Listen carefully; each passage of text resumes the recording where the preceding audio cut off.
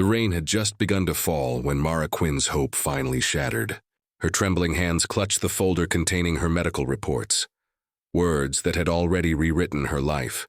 Stage 3 lymphoma. She had entered the hospital praying for mercy, but inside, the world was colder than the November air outside. Fluorescent lights buzzed overhead.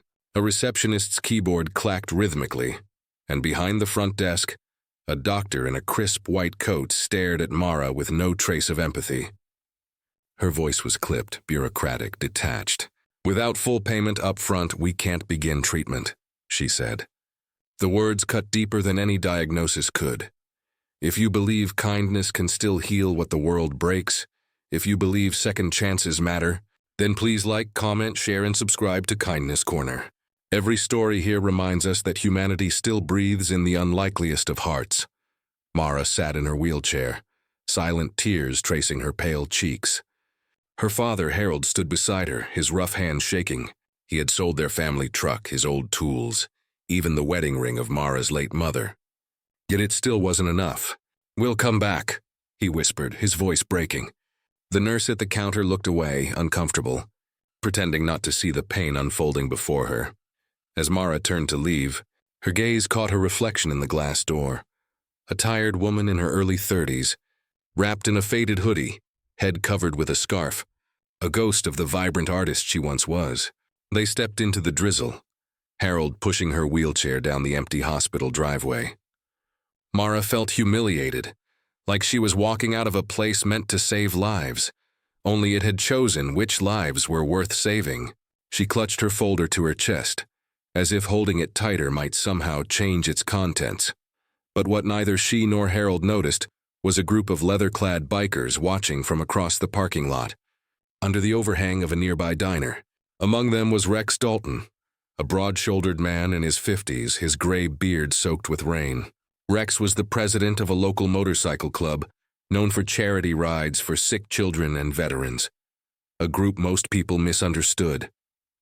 They looked rough, loud, intimidating, but those who knew them understood they carried hearts bigger than their engines.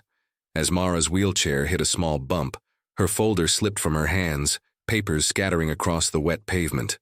Harold bent down, scrambling to gather them. Rex stepped forward instinctively, helping pick up the damp pages, scanning one that read, "Chemotherapy estimate declined due to payment incomplete." When Rex met Mara's eyes, he saw something he couldn't ignore: exhaustion, fear, and a quiet surrender. He said nothing then. He simply watched as they got into a worn-out van and drove off into the rain. But that night he had already made a call to his crew. They had helped people before, food drives, wheelchair donations, but this time felt different. "No one fights cancer alone," he told them. "Not while we're still breathing." The next morning, the hospital lobby buzzed with the same sterile indifference. Nurses moved briskly. Patients sat waiting. Behind the counter, the same doctor reviewed charts without emotion. Then came a deep rumbling chorus echoing through the hallway. The automatic doors slid open, and half a dozen bikers stepped inside, boots heavy on the tile floor. Their jackets bore the emblem Ironheart's Brotherhood. Every head in the lobby turned. At the front desk, the doctor froze midair. "Can I help you?" she asked, trying to sound authoritative. Rex stepped forward, calm but commanding. "You already could have helped someone," he said. "But you didn't." The doctor blinked, uncomprehending, until Mara and Harold appeared from behind the group, called by Rex earlier that morning. Mara's eyes widened as she realized these were the same men she had seen at the diner. "We're here to make sure this woman gets her treatment," Rex said, sliding an envelope across the counter, filled with cash, donations from the club, and receipts from overnight fundraisers. "Paid in full." The room fell silent. Even the nurse behind the counter looked stunned. For a moment, the doctor tried to protest. "Sir, we can't." But Rex cut her off, steady. "You will. Because every hour you delay is a life slipping away." Behind him, the bikers stood shoulder to shoulder, their presence heavy with unspoken defiance. Security guards, unsure what to do, simply watched. Then something shifted in the doctor's expression, a flicker of guilt, of shame. Without another word, she nodded to the nurse. "Prepare the patient." Tears filled Mara's eyes as she was wheeled down the corridor. The bikers followed quietly, boots echoing like a heartbeat of solidarity. Passing each sterile room, each cold light, Mara felt something she hadn't in months. Warmth, not from medicine or machines, but from people who refused to let her be invisible. In the following weeks, the Iron Hearts Brotherhood visited often. They brought meals, laughter, music, even painted the children's oncology ward with bright murals. Rex would sit by her side telling stories from the road, while Harold, once broken with worry, began to smile again.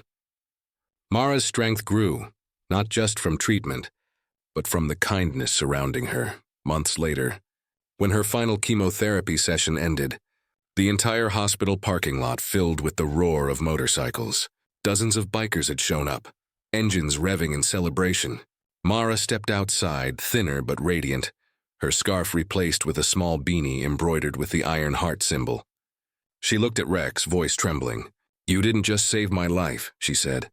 "You restored my faith in people." The doctor who had once turned her away watched from a distance, eyes filled with regret. She approached, apologizing softly, but Mara only smiled. "You can make it right," she said. "Just never turn anyone away again." For the first time, the doctor nodded, truly listening. If this story touched your heart, please like, share, comment, and subscribe to Kindness Corner.